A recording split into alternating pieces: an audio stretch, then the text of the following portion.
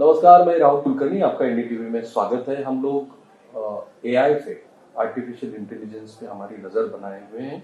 लगातार हम लोग ये दिखा रहे हैं कि आर्टिफिशियल इंटेलिजेंस का कौन से सेक्टर में किस किस तरह से उपयोग किया जा रहा है। जैसे आज मैं बारामती में हूँ, गन्ने की खेती में एआई का जो एक्सपेरिमेंट यहाँ पे हुआ है, जिसकी बात दिल्ली में सत्या नडेला ने कही और जिसको नेशनल मीडिया ने भी बहुत अच्छी तरीके से उसको कवर किया है। हमने ये भी दिखाया कि हेल्थ सेक्टर में एआई किस तरीके से मदद कर रहा है, ट्रैफिक मैनेजमेंट में कर रहा है। आपको तो पता ही है, देश के प्रधानमंत्री श्री नरेंद्र मोदी एआई के बारे में बोल रहे हैं। उन्होंने कहा कि स्कूली शिक्षा में एआई का इस्तेमाल करना जरूरी है। महाराष्ट्र गवर्नमेंट, जिसके मुख्यमंत्री है श्री देवेंद्र फडणवीस, उन्होंने कहा कि महाराष्ट्र एक ऐसा स्टेट बनने जा रहा है जहां अपना एक खुद की एआई पॉलिसी लेके महाराष्ट्र गवर्नमेंट आ रही है। लेकिन दूसरी तरफ चिंता के बहुत से बादल भी छाए हुए हैं।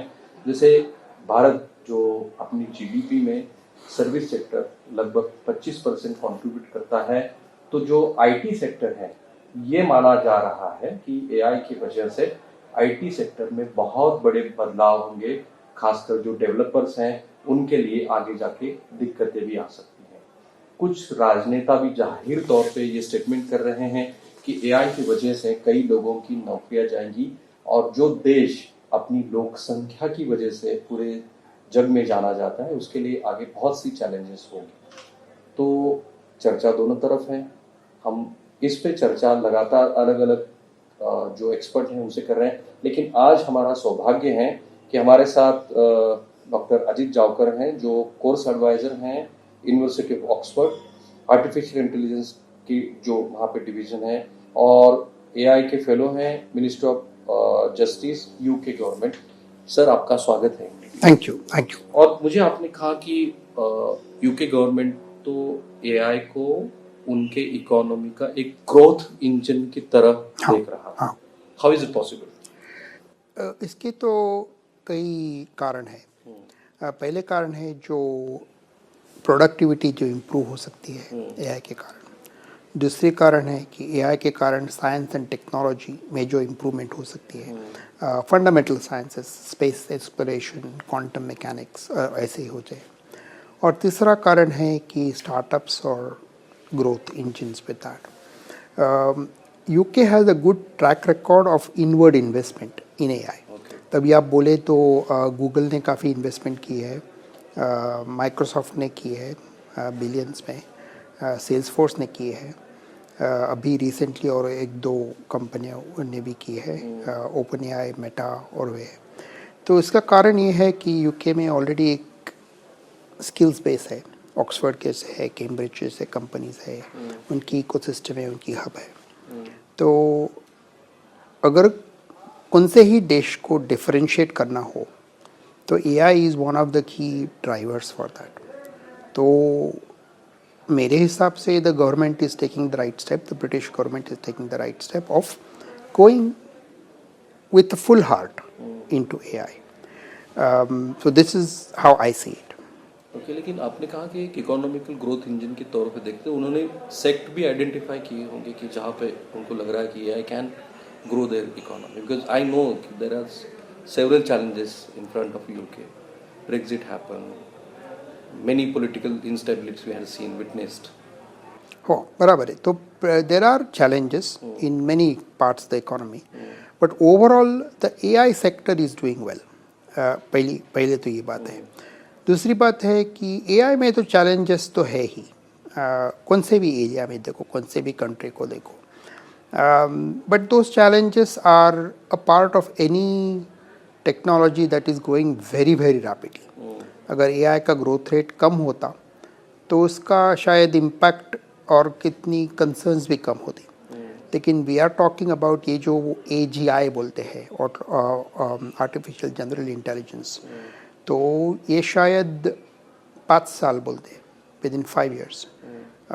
इसका अर्थ होगा कि ह्यूमन लेवल की capability AI will achieve in some areas, correct. तो इसका अर्थ होगा कि इसका तो डेफिनेटली काफ़ी इम्पैक्ट हो सकता है। So this is how I see it. अच्छा, आप तो ऑक्सफोर्ड यूनिवर्सिटी जुड़े हैं, वहाँ पे आप इंटेलिजेंस एआई पे ही काम कर रहे हैं, तो यूनिवर्सिटी के लेवल पे क्या हो रहा है? यूनिवर्सिटी के लेवल पे काफ़ी एरियाज में हो सकता है इम्पैक्ट। एक तो है कि AI can be use for teaching and students and so on so fourth. लेकिन दूसरा जो एरिया है इसका कारण ये है कि एआई जो जो इसकी जो वैल्यू है वो काफ़ी रिसर्च में है। सो जो रिसर्च जो लोग करते हैं उनका वेरी कंपनीज पे काफ़ी इम्पैक्ट होता है। अभी अभी गूगल का पेपर देखो, ट्रांसफॉर्मर्स का पेपर है, वो पेपर से पूर्ण generative AI has started, correct? So it was a paper written by 6 people from Google and वो पेपर के हिसाब से the whole generative AI has started with that. So if you see it like that, the big impact and the focus of universities like Oxford is research. There is all different types of universities, they have different focus in AI. दूसरा focus हो सकता है कि domain level पर expertise, correct? तो कभी बोलो health care, cyber security, वो जो एरिया है उसमें काफ़ी स्पेशलाइज करने के चांस है यूनिवर्सिटी लेवल। और आपकी यूनिवर्सिटी थोड़ा सा और एलोबरेट करेंगे तो आपकी यूनिवर्सिटी पे क्या हो रहा है? जैसे कि कोर्स डिजाइन किए गए हैं, देखा कि ऑनलाइन में भी एआई का आप टीचिंग और स्टूडेंट को एनरोल कर रहे हैं। हाँ, सो मेरा पर्सनल फोकस जनरली एआई इन इंजीनियरिंग साइंसेस है। इंजीनियरिंग साइंसेस मतलब mechanical, electrical, that type of heavy engineering, that includes sensors, drones, digital twin, and so on and so forth.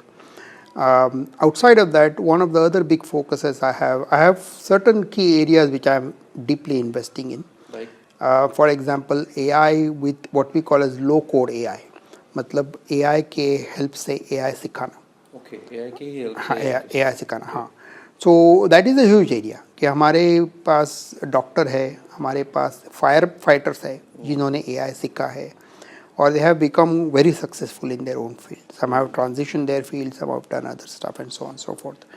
तो इसके हिसाब से AI में काफ़ी एरिया है इन्वेस्ट करने के लिए।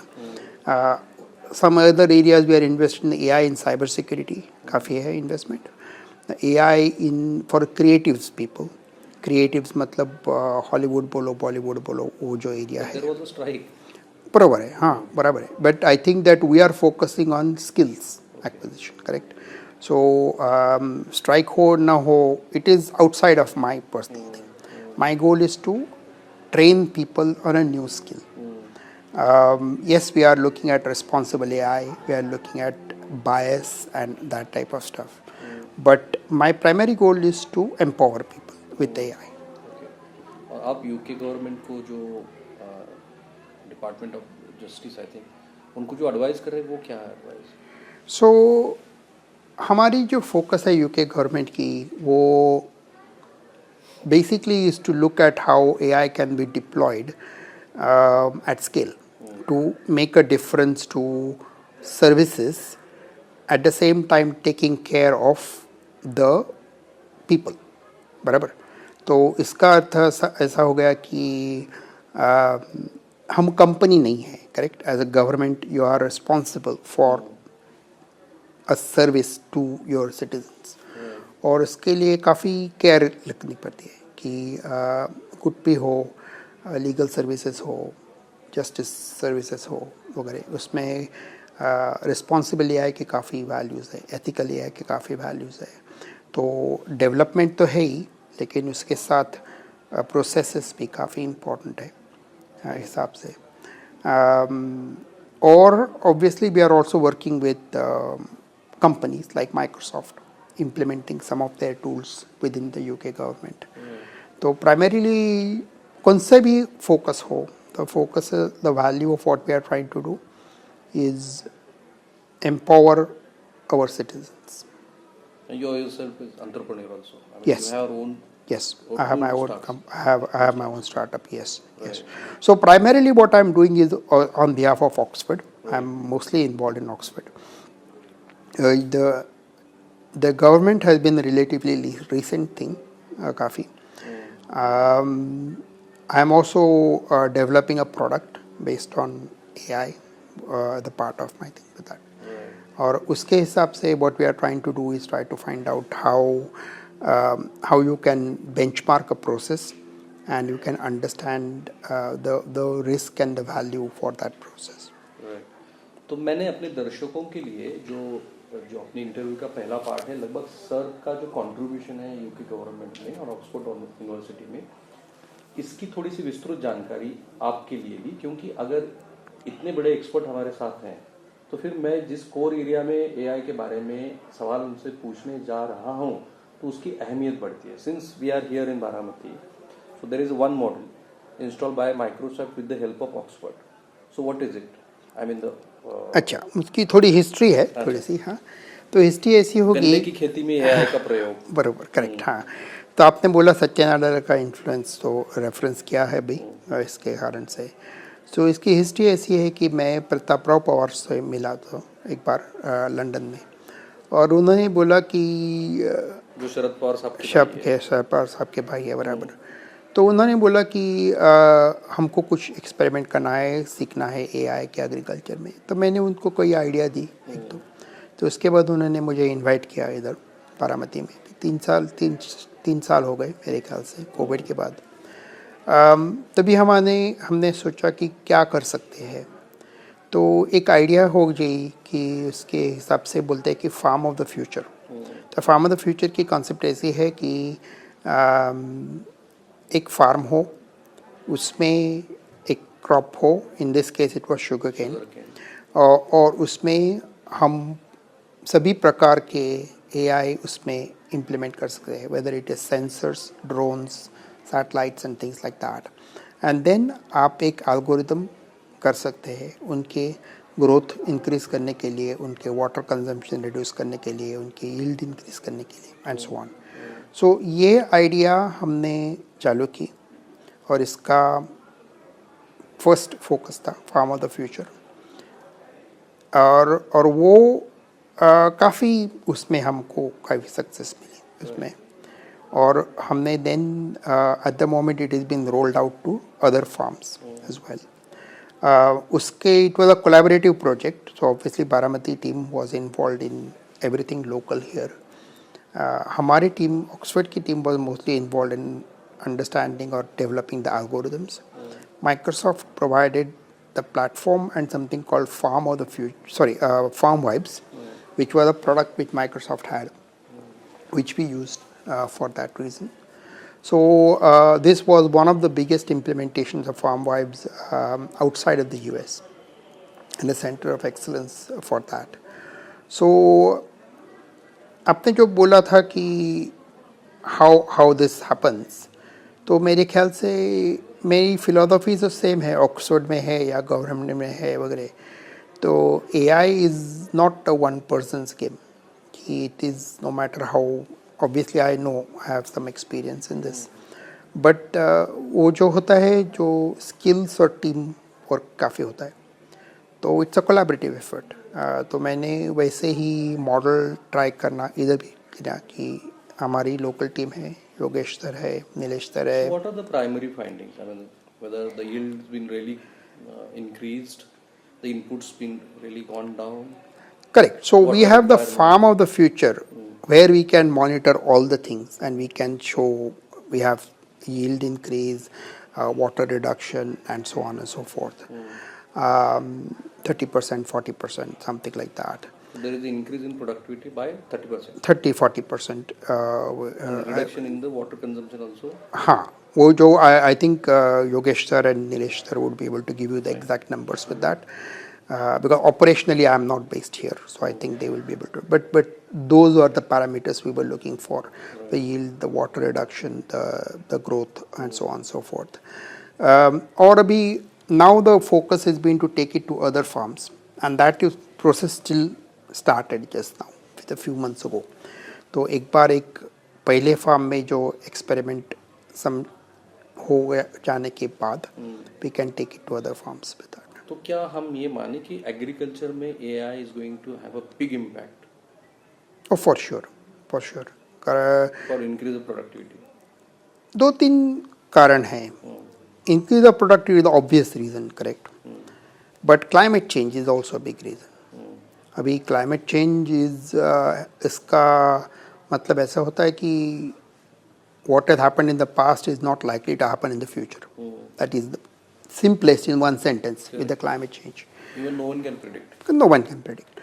So, to the extent of how you can mitigate the impact of climate change, you can reduce the impact. This is the focus with that. You're not going to say that you're going to eliminate it, but you're going to try and make something different with that. So that's one of the obvious things. Other aspects of AI in agriculture is the fact that there are many modalities, correct? So there is sensors, there is satellites, there is drones, there is hyperspectral cameras. तो उनके हिसाब से you get a lot of data, which is and we are doing that here. You know, we have satellites here, we have drones here, we have hyperspectral cameras here.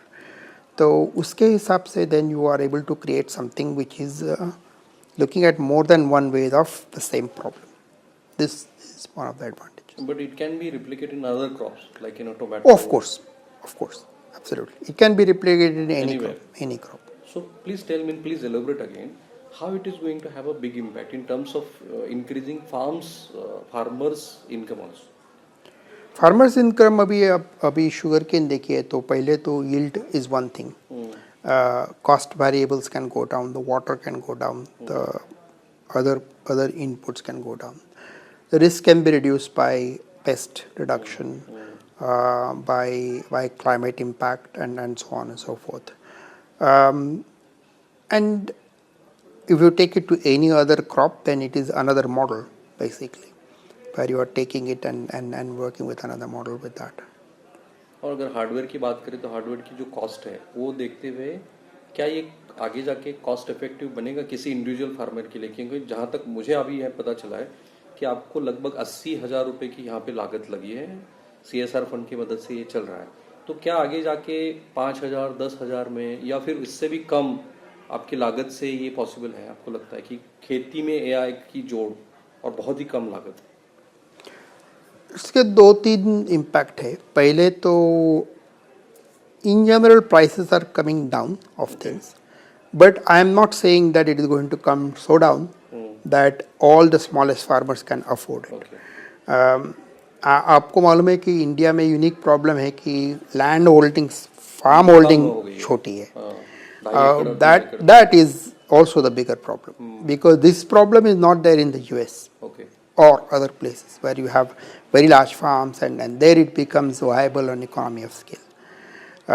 अभी India में शायद other types of farms आएंगे, there might be some farmers who are progressive, or there might be some farmers where AI is not needed. I do not think that it is a solution for everything. Correct. So not necessarily that will be there for everybody. थोड़ा हम लोग global की बात करते हैं.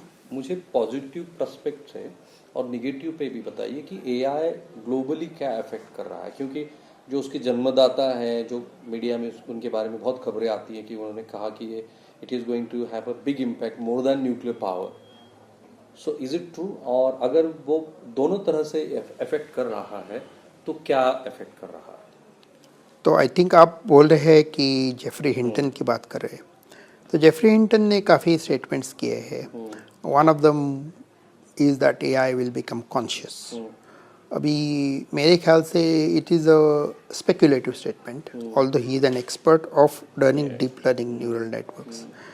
तो एक deep learning is a very mathematical concept of building a neural network. उसके हिसाब से कॉन्शियसनेस होगी या नहीं is a debatable thing to say. पर लोगों की इसकी चिंता है फॉर अ फ्यू रीजन्स. कि पहले तो लोगों की थोड़ी सी साइंस फिक्शन से जुड़ी हुई है आइडियाज़. अभी टर्मिनेटर मूवी देखो, वैसे देखो, हॉलीवुड देखो. हाँ, तो वो साइकी में होता है लोगों के कि ऐसे कुछ हो सकता है. हाँ, ऐसे कुछ हो सकता है. But आप जो when you work with it, it is very straightforward. I mean, it is just training a model with some data and inferencing with that. लेकिन माना जा रहा है कि 5-6 साल के बाद शायद आज से कि जो मानवीय बुद्धिमत्ता है उस लेवल पे एआई आएगी तो शायद वो डिस्ट्रॉय भी कर सकती है. Is it true in some sector at least? So ये जो है इसके बोलते हैं कि लोग बोलते हैं AGI. ये जो AGI बोलते हैं इसके हिस्टोरिकली लोग बोलते थे कि 15 साल लगेंगे, अभी बोलते हैं 5 साल लगेंगे. It is a little bit unclear what exactly AGI means, correct? The general definition of AGI is something where one AI can do multiple tasks. लेकिन वो कितपत एम्बॉडी हो सकता है रोबोटिक्स में और कुछ हो सकता है और something like that. That is the thing. अभी आपने जो क्वेश्चन जो फ्रेम किया है whether it will destroy everything, जो मेरे ख्याल से again the question also is implying a threat.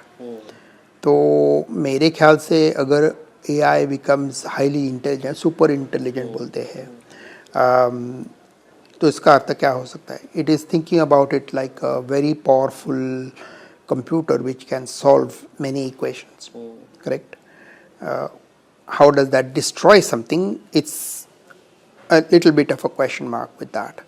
So the question is, when I say it will become highly intelligent in 5 years, what I'm trying to say is that it will be capable of making insights which a human expert would make in that same field. So इसके काफ़ी impact हो सकते हैं. Can it be a destroying tool for the enemies of states? I think AI is definitely used in warfare. The question is autonomy, the level of agency. Agency मतलब what can it do on its own, correct? So even now there is all sorts of technology used in warfare. But the question is, if I have a drone or something which goes on and finds on its own something, and whether it decides on its own that this is an enemy and whether it decides on its own to go and attack it. So this is the meaning of autonomy. और वो काफ़ी debatable है, कुछ है, लेकिन ultimately उसका human creator है. Yes, कि अभी भी कर सकते हैं. You can still design a machine which will do something on its own, correct? But most people design it such that there is an level of control of the machine.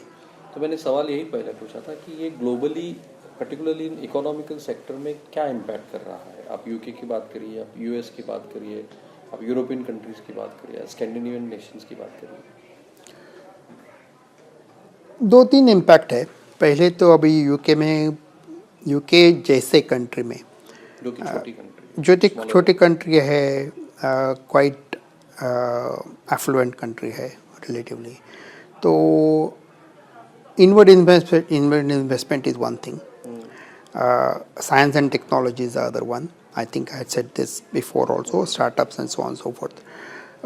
But other countries are also trying to develop it on their own merit.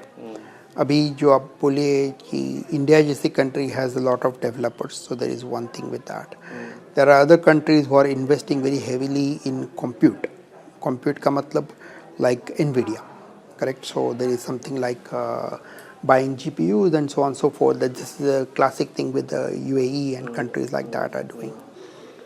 So when you look at it like that, I think that there is many areas where countries are positioning their own strengths and trying to do some things with that. Abhi bole currently, if you ask who is leading, then I think it is USA and China. Those two countries are leading in terms of AI. Or ultimately AI has 2 or 3 parameters. First one is compute, how much money you have to build a system. The second one is skills, what level of people you have to actually do something with that. So there are a few areas where AI is important to understand the impact on the economy. क्योंकि इसमें emerging markets हैं, तो brick countries जो हैं उसके ऊपर आप क्या देखते हैं, क्या इम्पैक्ट होगा जो इमर्जिंग मार्केट है, और पर्टिकुलरली ब्रिक की अगर बात करें?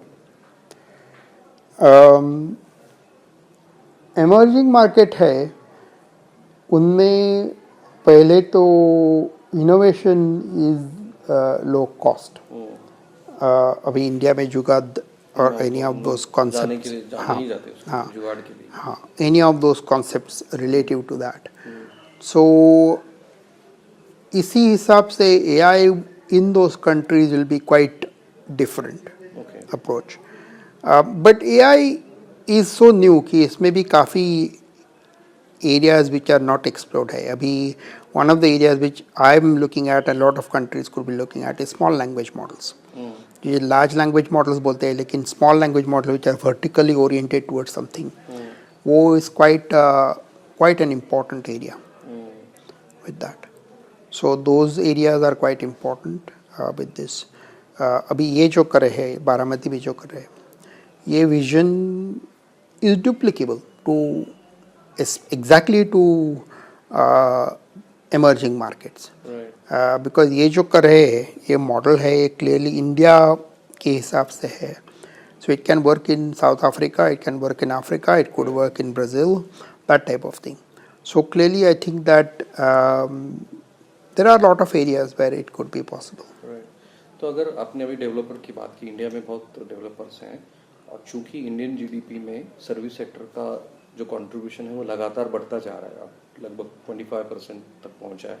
मैन्युफैक्चरिंग इज डिक्लाइनिंग, जो एक्सपोर्ट है वो भी एक्सपोर्ट कम होता जा रहा है। अभी डोमेस्टिक कंजम्पशन भी बहुत कम हो रहा है, रूरल कंजम्पशन थोड़ा सा बढ़ा है, लेकिन ओवरऑल अर्बन कंजम्पशन जो है वो बिल्कुल डिक्लाइन पे है। तो अगर इस स्थिति में डेवलपर के लिए एआई अफेक्ट करेगा, तो इंडियन इकोनॉमी के पर्सपेक्टिव से आप क्या देखते हैं? मेरे ख्याल से तो डेवलपर को तो इम्पैक्ट होगा ही। इसका कारण ये है कि लोग जो चैट जीपीटी देखते हैं, तो जो टेक्स्ट के लिए ChatGPT is very good at generating code, not just chat GPT but other large language models as well. इसका डायरेक्ट इम्पैक्ट हो जाए कि if you look at the job market, जो जूनियर डेवलपर है, वो job can be done by AI relatively even now. The entry level engineer, हाँ, entry level engineer, हाँ, because entry level engineer जो क्या करते हैं, थोड़ा विजुअलाइजेशन करते हैं, थोड़ा एनालिसिस करते हैं, वो सब तो हो सकता है relatively easily. Even saying that the big impact on Indian IT sector is likely to happen. Oh, I believe that. I believe that. Yes. I believe.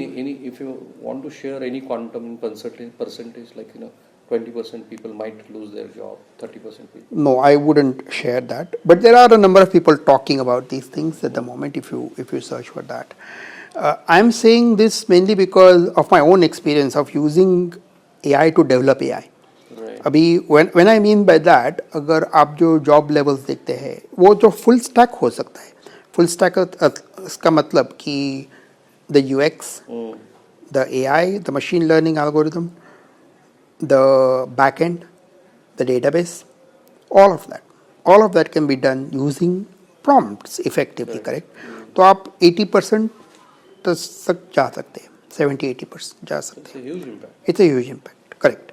तो मेरे ख्याल से और वो आप अभी भी देख रहे हैं, ये भी देखो, अभी recruitment has been impacted in large companies in the West. Exactly, Meta बोले, माइक्रोसॉफ्ट बोले, Google has made some statements like that.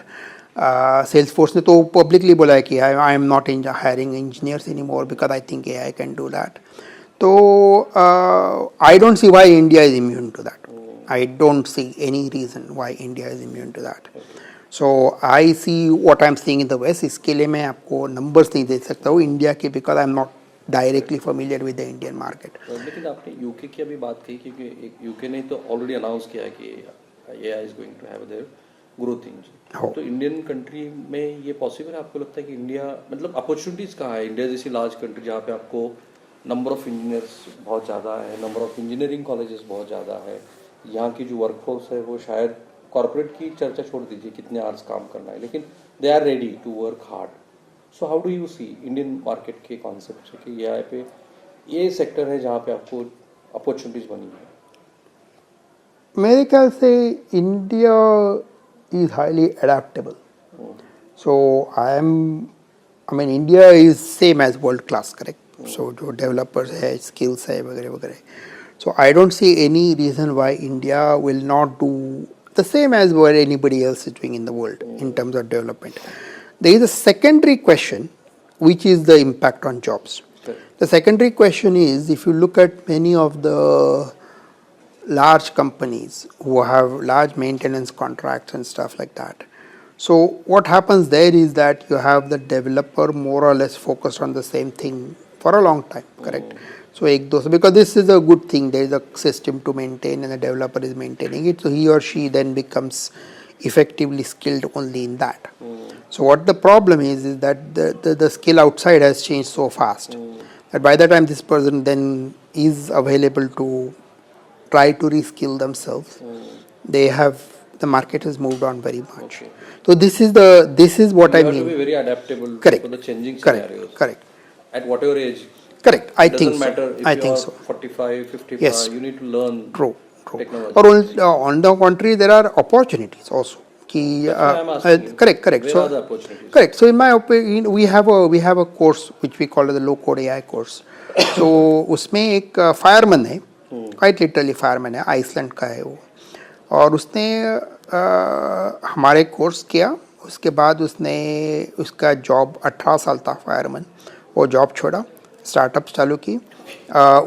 उसने जो वोल्केनो, आइसलैंड में वोल्केनो होता है, आपको मालूम है, तो उसके वोल्केनो से उसने फीड लिया. उसके हिसाब से वो गवर्नमेंट को कुछ कर, अभी वो एक लेक्चरर हो गया आइसलैंड के यूनिवर्सिटी में. मेरे उसके फैमिली के साथ आया था लंदन में. सो माई पॉइंट इज, ये आदमी would not have dreamt of doing this, correct? But वो जो उसका डोमेन नॉलेज वेरी गुड है, 18 साल से उसने वही किया है. हाँ. तो अभी वो डोमेन नॉलेज से उसको ट्रांसलेट कर लो सिस्टम के एआई के मदद से हो सकती है उसके, और उससे वैसे वो सीखा. अभी वो तो ऐसा नहीं बोल रहा है कि मैं डॉक्टर होगा वो एआई के लिए, करेक्ट? वो मैं वैसा तो उसका नहीं है, गोल नहीं है कि उसका गोल है उसके ही फील्ड में एआई का अप्लाई कर, correct?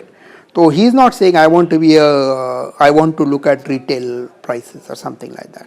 So he is sticking to his domain knowledge. तो वैसा एडवांटेज है, तो कोई भी कर सकता है. और एक डॉक्टर भी है हमारे एनएचएस के, उन्होंने भी वैसे ही किया. सो वो डॉक्टर है, उन्होंने काफ़ी बार पहले बार पाइथन लर्न करने के लिए ट्राई किया था, लैंग्वेज कोडिंग, और उसके बाद हमारे हिसाब से उन्होंने सीखा. उसके बाद वो एनएचएस में इनोवेशन फेलो हो गए. मतलब वो जो इनोवेशन करते हैं, वो जो जीपीटी बोलते हैं, not chat GPT but GPT. तो GPT is a way to generate an application using OpenAI. तो वैसे छोटे छोटे एप्लीकेशंस करते रहे उनके एरिया में, और उससे हिसाब से वो बाकी के डॉक्टर्स को ट्रेन करने लगे. और उनका वेरी सिनारियो ड्रिवन है, correct? So again he is saying कि ये मेरा डॉक्टर है, ये कर रहे हैं, वो कर रहे हैं, वो ये मेरा प्रॉब्लम है एज अ डॉक्टर, और वो सीख रहे हैं उसके हिसाब से. राइट. मेरे दो ही सवाल है आखिरी, क्योंकि आपको भारत के और महाराष्ट्र के ऑडियंस अभी देख रहे हैं, तो वो ऑक्सफोर्ड से कैसे जुड़ सकते हैं? क्या अगर वो कुछ सीखना चाहते हैं ऑक्सफोर्ड से, आपसे कुछ सीखना चाहते हैं, हाउ दे कैन डू? उनको क्या करना चाहिए? फी स्ट्रक्चर्स क्या हैं? क्या वो ऑनलाइन भी सीख सकते हैं? और हाउ ऑथेंटिकेट व्हाटएवर डिग्री और whatever diploma they were doing with Oxford? Okay. So पहला पॉइंट है कि ऑनलाइन कर सकते हैं. इनफैक्ट हमने अभी जो एक लॉन्च किया है रिसेंटली, एक ये इसी एरिया में लॉन्च किया है, क्लाइमेट चेंज के हिसाब से. आज ही अनाउंसमेंट की थी.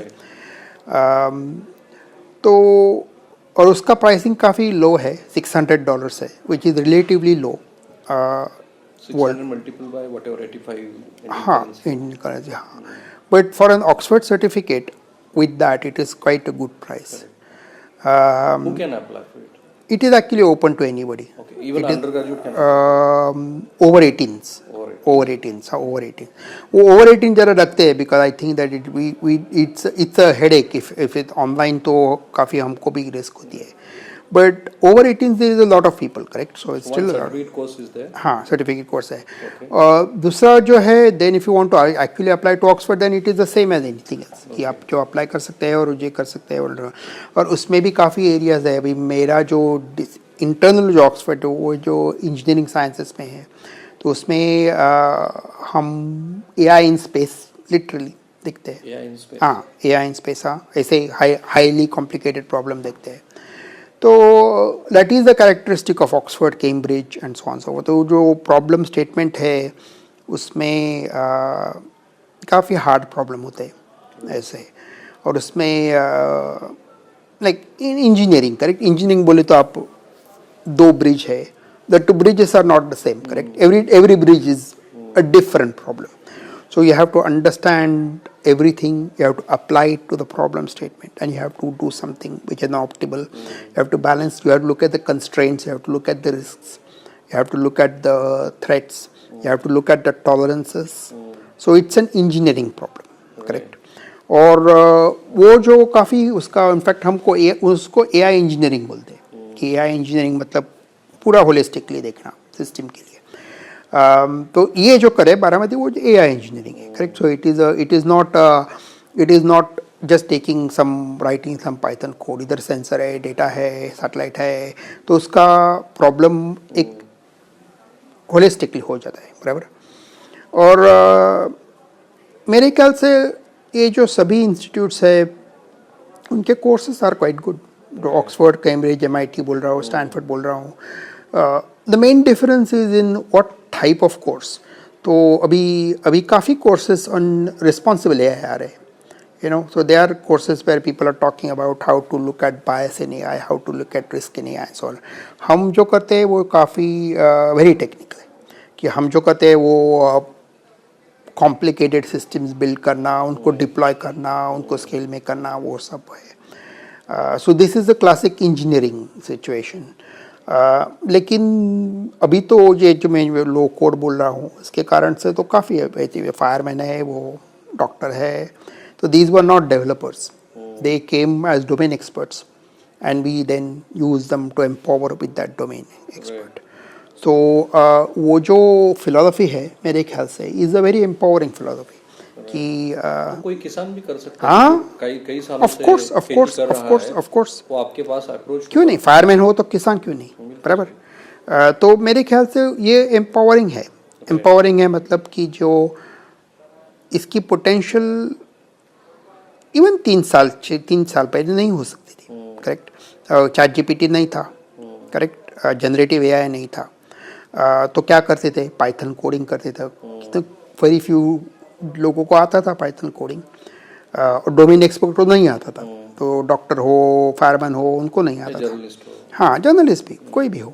लेकिन अभी जो पोटेंशियल है जो डोमेन एक्सपर्ट को AI स्किल करना, this is I think is the biggest potential in my opinion, because that is because you are learning AI with the help of AI. और उसी कारण से डेवलपर को भी इम्पैक्ट होता है. जो चैलेंजेस उसके लिए बने, करेक्ट. एक तरफ आप एक सीख रहे हो, दूसरी तरफ डेवलपर के लिए दिक्कत. Exactly, because they are the same thing, correct. Because when I say that I take a data set and I ask it to prompt something and create the UX and create the data structure, 80% हो सकता है, you know. So then immediately you are talking about whether I need 10 people or whether I need 2 people, right. वैसे. ठीक. मुझे पता है कि कोई चीज़ ब्लैक एंड वाइट नहीं होती है, ग्रे एरियाज तो होती हैं. फिर भी मैं आपको पूछ रहा हूँ कि क्या AI की वजह से हमारी लाइफ अच्छी होगी या बुरी होगी? मैं ऑप्टिमिस्ट हूँ. अच्छा. जनरली, और मैं टेक्नोलॉजी ऑप्टिमिस्ट हूँ. मेरे ख्याल से AI is a unique technology. पहला तो rate of change is very fast. Within 1 year or 2. हाँ, within I would say within 5 to 10 years that is a very big, next 5 to 10 years is a very big impact. दूसरा impact with AI है कि उसमें जो risk है वो काफ़ी है. रिस्क तो है, फॉर श्योर है. अभी आज मैं न्यूज़ देख रहा हूँ, इट लुक्स वेरी फनी, लेकिन एक औरत को एक ब्रैड पिट अवतार ने 800,000 euros उसने उसको दे दिए because she effectively fell in love with this guy who was a Brad Pitt avatar. And we can laugh about it, correct? We can laugh about it. There are lonely people, whatever it is, whatever in the state of time she was in this thing. कभी कभी हो ही आपको कुछ relationship हो कुछ हुआ होगा आपके लिए और सडनली आप बोल रहे हैं कि ये कुछ अलग ही होगा, आप वल्नरेबल हो उसी टाइम पे आप वल्नरेबल, मे बी 1 साल नहीं, मे बी 1 साल पहले नहीं, but at that point in time you are vulnerable. Every individual is vulnerable. मेरे ख्याल से yes. So there are a lot of risks with AI. So I'm not, when I say I'm an optimist, I'm not without, I don't acknowledge that there are no risks, correct? लेकिन so for me education is the most important thing, not just Oxford education but self education, correct? कि आप journalist You have to be very conscious. Correct, you have to critical thinking बोलते हैं ना आपले, वो एकदम basic है, जो एकदम वेरी बेसिक आइडिया है उसमें टेक्नोलॉजी का. मेरा सवाल यही था कि क्या एआई की वजह से हमारी लाइफ इंप्रूव होगी या नहीं होगी? मेरे ख्याल से तो काफ़ी इम्प्रूव होना चाहिए. हो काफ़ी. डायग्नोसिस देखो अभी आप जो काफ़ी जो बोलते हैं ना, अभी न्यू एरियाज बोलते हैं, अभी जीनोमिक्स में देखो इनकी जो प्रोग्रेस है it is due to AI. कारण जो वैक्सीनेशन की प्रोसेस, हाँ, because it is a permutation combination thing, correct? If I need, if I can do 10 options on my own, I can do 100 options with the help of AI in the same time.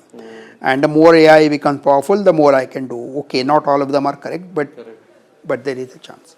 So मेरे ख्याल से I am always an optimist in this thing. और I think वो जो काफ़ी horseless carriage बोलते हैं, जो मेरे क्लासिक की जो बोलते हैं कि चेंज होता है, तो उसके लिए that is not necessarily a bad thing. And since it is in very much existence, you can not keep yourself away from it. Correct. और वो भी बराबर है, आप जो बोल रहे हैं कि you cannot stop it. Correct, you can not move away from it. हाँ, you can not stop it. अगर आप जो वैसे बोले तो once you accept that, then you have to be with it, but with a critical mind. कि everybody is saying things for various reasons, correct? The people who are skeptical, they are saying it, maybe they are consultants, maybe they are trying to, maybe who are optimists, sometimes they are saying it because of stock prices. Correct. So many people have registered their companies. Correct. Exactly. So people are trying to push that up and so on and so forth. So my analysis is always to trust your own mind and always to educate yourself in the sense of self-learning and critical thinking. Thank you, sir. Thank you so much. You are so kind. You spare a lot of time for us. Thank you. Would you like to share your email ID, because people might have a lot of questions for you? Is Sure. it okay for you? I think the best way to contact me is on LinkedIn. Okay. I shared you the LinkedIn ID. Also, my name is quite easy to find out on LinkedIn. Ajit Jaukar is easy to find out, and you will know from Oxford and things like that. That would be the best way to contact me. Thank you, sir. धन्यवाद. ये Javkar sir हैं, और जो मुझे सबसे बड़ी बात तो ये लगी कि जो स्पीड एआई का है, जो हमारी जिंदगी में बदलाव ला रहा है, तो मुझे कभी कभी ये सवाल आता है कि क्या गवर्नमेंट किसी भी देश की हो, क्या वो तैयार है इस बदलाव के लिए? इंडिविजुअल लेवल पे तो हम लोगों को अब इसके साथ में ही रहना है, तो adaptation is better for us. Cameraman Niketan Manik के साथ में राहुल कुलकर्णी, एनडीटीवी, बारामती, पुणे, महाराष्ट्र.